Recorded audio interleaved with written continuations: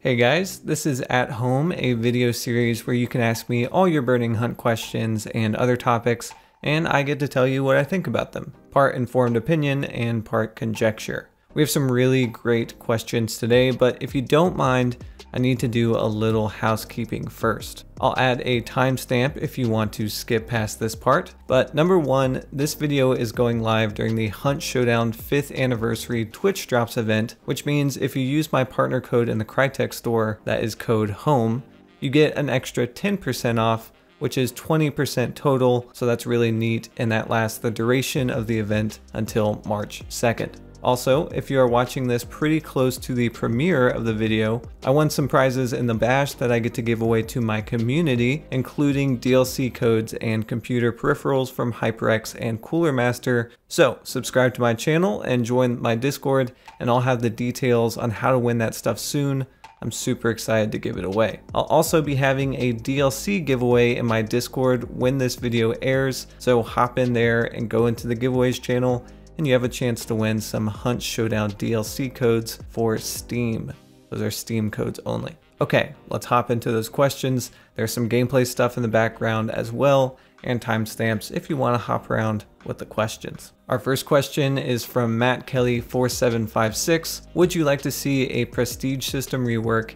And if so, what are some changes you'd like to see? Great question, Matt. And yeah, I kind of agree that the prestige system isn't amazing right now. As we've discussed previously on the channel, there isn't much incentive to prestige, especially past the first 10 levels when you don't get a random legendary anymore. And that leads to people hoarding money, but beyond just like a balance issue, it does feel like a lackluster aspect of Hunt Showdown. I think Crytek has two options for how they can fix the prestige system. They can either do band-aid fixes, or they can do a complete overhaul. The most common fix I see floated is that each prestige should offer a permanent unlock for a weapon or equipment of your choice. So if you really like the Martini Ironside or something, you can use this token to redeem a permanent unlock and always have the weapon to purchase with hunt dollars. No need to level or grind through all the variants or anything. If we do see a change to the prestige system, I wouldn't be surprised if this is something we see as part of a rework. It sounds relatively simple to add, and it fixes at least some of the hassle of prestiging, and it gives players some agency in what they want, which is what a prestige system should do. However, this doesn't feel like it accomplishes that much, in my opinion. Is being able to unlock a weapon enough incentive to prestige for someone who likely already has all the weapons unlocked? I don't think so. So this fix might help people who want to prestige, but it isn't more incentive to prestige, at least not on its own. Also, just because something sounds simple to add doesn't mean it is. I'm sure rewriting the prestige system is an absolute headache and requires a lot of UI changes as well. Maybe simple isn't the right word here. Which leads us to another band-aid, adding more legendary skin incentives. So increase either the number of levels with a random legendary or add more prestige specific skins. And sure, that might work, but the prestige specific skins already aren't enough incentive for most people. I mean, it's cool if you really want to get the 50 Laurel skin or the Centenary, but I'm not sure it's enough incentive for most players. So if Crytek is really going to take the time to revisit the prestige system, I think they would just have to do an overhaul. It makes the most sense. And it would need to be a bit more dramatic than a redeem token, in my opinion. With the recent addition of the summons and the challenges that replace that, I could see a long stretch goal that gives each prestige level a sort of theme. So get 500 kills with the Springfield in this prestige, and when you complete that mission and decide to prestige, you get a blood bond skin of your choice for that weapon, or a unique charm, or something like that. I think we can also add more customization options too. Weapon skins are cool, legendary hunters are cool, but other games offer items like menu music, menu backgrounds, and calling cards. Reddit user Stick shared these mockups for calling cards, and I absolutely love them, and I would love to see them in the game. I'll add the post to the description if you want to check those out. They borrowed artwork from another creator, but they do credit them, so yeah, I would love to see something like that. Maybe as an incentive to prestige, you have these unique customization items that you can't get elsewhere. But that leads us back to the skins problem, so I'm not really sure that's the best solution. Our next question is from MC Shown 95.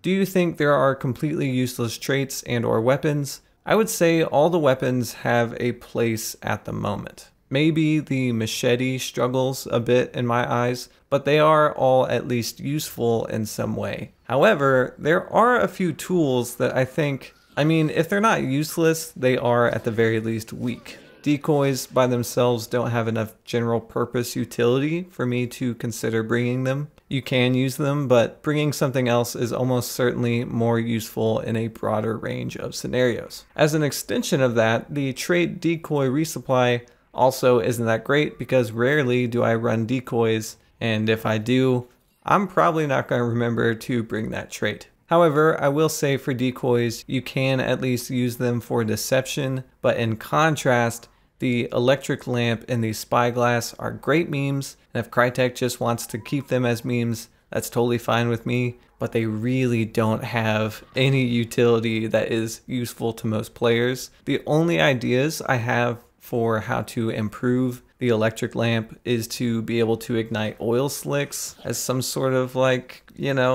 incandescent bulb thing, but I'm not even sure that's enough for it. And then for the spyglass, there's things you could do. My favorite idea is that with the spyglass, you can see scope glint, kind of like in Battlefield. So if you're getting sniped at, you can throw up the spyglass real quick and see a scope glint wherever that sniper is, assuming they are aiming down sights. Is that super useful? No, probably not. But is it better than what it currently is? Absolutely. And at least the spyglass would have some utility. And I see people complaining about snipers all the time, so at least locating them would be a bit easier.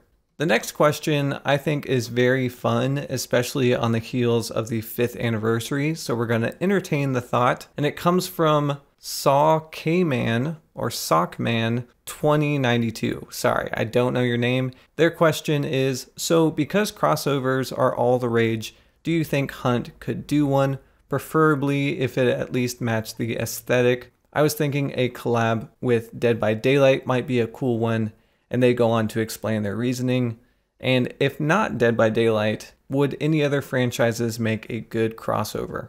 As someone who has put a lot of hours into Hunt Showdown and Dead by Daylight, this idea is so interesting to me, and I've seen a lot of proposed games and movies that there could be a crossover, but let's start with Dead by Daylight. On one hand, Dead by Daylight's identity is malleable enough that new killers and survivors joining the roster is just an accepted part of that game, so crossovers like they've done in the past for Resident Evil or Nightmare on Elm Street or Stranger Things, that stuff just works in that game. Also, I feel like there is a lot of overlap in the player base too, especially with how people recommend traits. They often sound like a Dead by Daylight trait to me, where actions are like 10% faster or they deal bleeding. Sometimes it just sounds so Dead by Daylight. So, seeing one of the bosses from Hunt added as a killer into Dead by Daylight, that could be pretty cool. I don't know how their abilities work really, but behavior can figure that out. The thing that gets me is I'm not sure it works the other way around. I don't know if you are watching Hunt conversations as much as I am, but there is definitely a debate if there are too many weird skins being added to the game. I'm not going to weigh into that conversation, but who would we want from Dead by Daylight that could fit into Hunt's identity? I really can't think of one. Maybe Gunslinger, but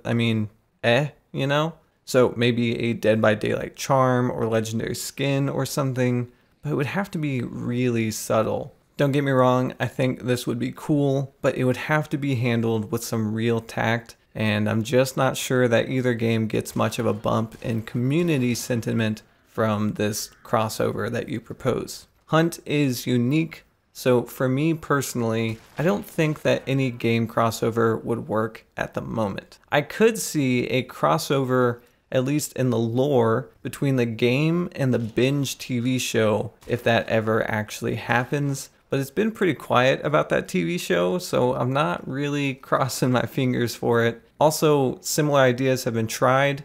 It didn't really work with the game and sci-fi show called Defiance. I don't know if anyone else played that game. It was probably just me, but yeah, I don't know. Crossover is an interesting idea. It would have to be a really small part of Hunt Showdown.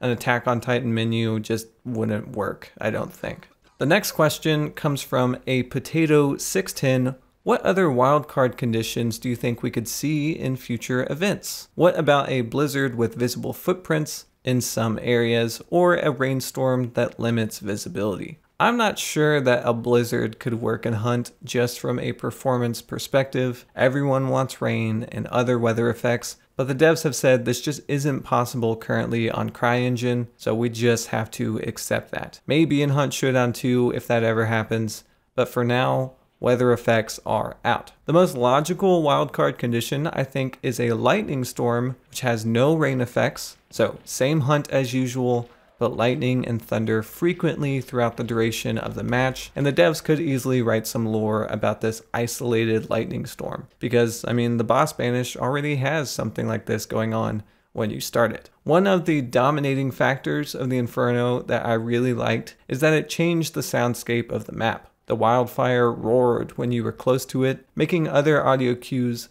more difficult to hear. In this new wildcard conditions, players could see lightning and know that a few seconds of thunder will soon follow, and this gives a lot of room for maneuvering, especially in close engagements, and you can take a shot or you can make noise. You've probably seen similar mechanics in games like Sniper Elite. I don't think Hunt is quite an open sandbox, but it is about emergent opportunities, and a lightning storm would just add so much to that. No rain effects required. So for me, the easiest one to implement based on what they already have in the game, I think a lightning storm could be interesting. Okay, I did this in the last one, so let's go into some rapid fire questions that are shorter to answer. The next question is from Big Beef 998. They ask, what bug fix would you like to see Crytek prioritize? I didn't put this question in the post to answer it, but you did ask, so I will, because my answer is pretty simple. Aside from the reload bug, which definitely should be fixed, in a recent update something happened to where when you favorite a skin, all the versions of the weapon that you have and the legendaries get favorited, which has made it very cumbersome to navigate. So that one fix would get a lot of mileage from me, and it would be really cool if Crytek could fix that one soon. The next question is from Lyman100.